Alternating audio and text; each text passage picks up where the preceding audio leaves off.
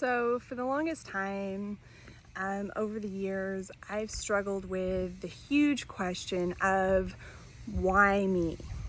And while being in the partial hospitalization program that I'm in right now, I've heard a lot of other people ask the same question of why me? And if you look at some of my older videos, at least one of them from like 2018, I think, I talk about how I had a little bit of an idea of why me or what my purpose was, but I didn't know. And it hasn't been until the last year that I've really gotten understanding of my why me. So little coverage first. For those who don't know, or those who don't know the whole story or fully understand, I have bipolar 1, schizoaffective disorder, anxiety, and I have a past history of a battle with alcohol that I don't struggle with anymore, but I've been through a lot and I struggle with a lot. And so for the bipolar, what that looks like is sometimes I go way down. I struggle with a really dark depression, even suicidal ideations, which means that I might not necessarily kill myself. I may go as far as have a plan, and I may feel really close to doing it. Those are the times that I check myself into the hospital, when I realize I'm getting closer and closer and no longer trust myself I can't protect my own life anymore by myself. And those are really dark, depressing times for me. It puts me in bed for long periods of time, depending on how soon I go into the hospital or how soon I can get a medication change. I cry a lot, my appetite changes, my personal hygiene goes down the drain. I struggle showering, I struggle brushing my teeth. And that's kind of what depression looks like for me. And then there is the mania. And for me, mania, I don't really struggle with a lot of the anger that comes with mania, but I struggle with frivolous spending. I'll spend all my money, and once I come back down, I couldn't really tell you what I spent all my money on. Because of different manic episodes, I have a lot of credit card debt. I have tattoos that I got while I was manic. I act in risky behavior. I put myself in dangerous situations. I might not drive the speed limit. I stop sleeping. I really don't eat much. I talk louder and I talk faster. What else? I just get reckless.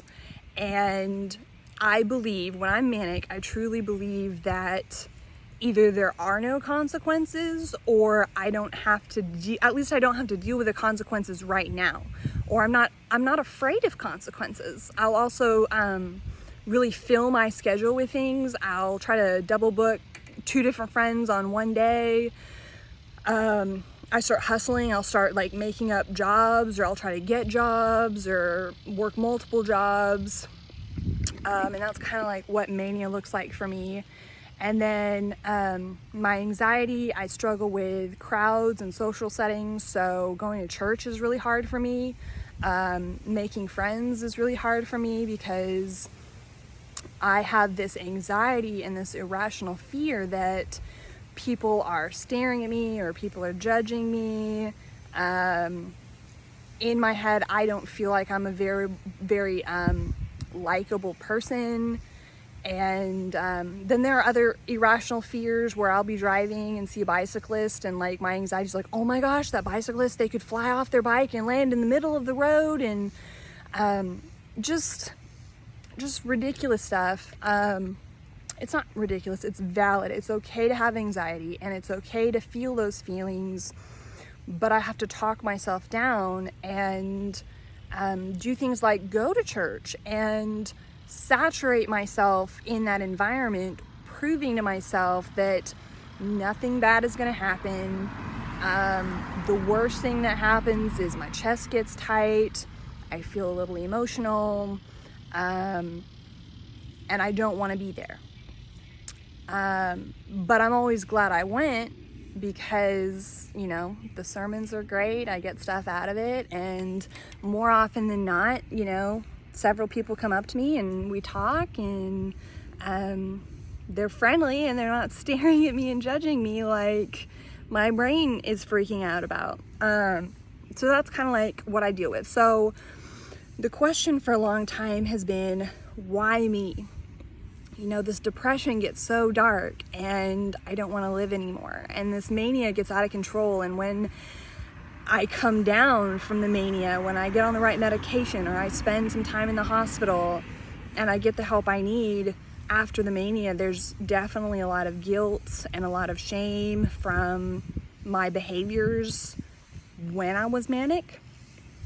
And when I'm depressed, there's a lot of guilt and shame because I feel that I'm not a very good friend and I have nothing to offer. So why me? And in the last year, I figured out that the why me is because I have been through so much and now have a testimony, an ongoing testimony. I can feed into other people's lives and I can be there for people that struggle with mental illness, anxiety, and make at least one person feel less alone. You know, when I'm depressed, I struggle feeling like I'm not a good friend, but when I'm level, I think I am a pretty good friend. I'm a good listener. I think I have good advice. I've been through a lot, and if what I'm going through and what I continue to go through inspires one other person, or if my decision to live and keep fighting makes one other person feel empowered and feel like they can make it through another day, or if I can make someone feel like I'm a person that they can come to and talk to and trust, then my battle is worth it. I will be bipolar for the rest of my life, and I will do that proudly, and I will fight hard so that I can be a light to other people and hopefully give even just one more person an inspiration and encouragement to keep fighting the good fight.